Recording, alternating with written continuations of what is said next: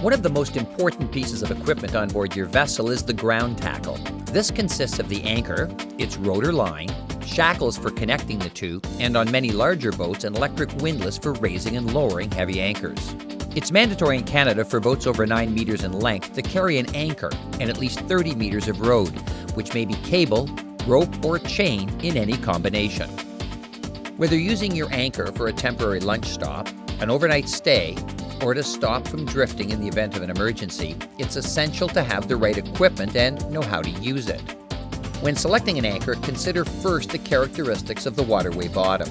It's important to choose a style and size of anchor that will easily set and offer sufficient holding power. A marine store professional can help you make the right decisions based on the size, stowage capabilities of your vessel, and the type of sea bottom where you intend to anchor. Be sure to inspect your ground tackle regularly. Make certain that it can easily be deployed in an emergency by checking for tangles and snags. If using a nylon line, it's also advisable to include a sufficient length of chain that first connects to the anchor. Having a length of chain leading from the anchor will provide more durability than line when moving across the bottom, and the extra weight will help keep the anchor set. Mounting a shackle with a stainless steel wire will ensure that the shackle pin cannot become loose.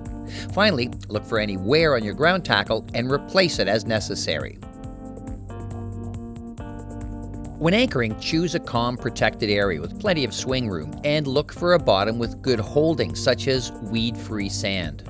A preferred depth is less than 5 meters, but when looking for shallow water, be careful not to anchor too close to shore. The wind direction can change, and without sufficient swing room, you could end up aground. Approach the anchor drop zone from downwind and wait until the boat has come to a stop before lowering the anchor. Once the anchor has reached the bottom, allow the boat to fall back slowly in order to pay out the anchor rode.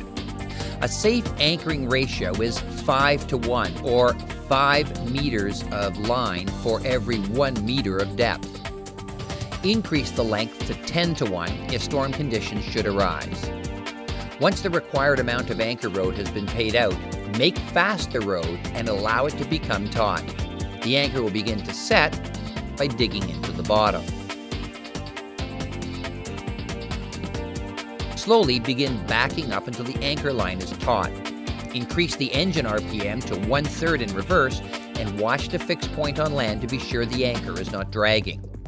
Once secure, shut down the engine and be sure to monitor the boat's position, especially when anchoring overnight.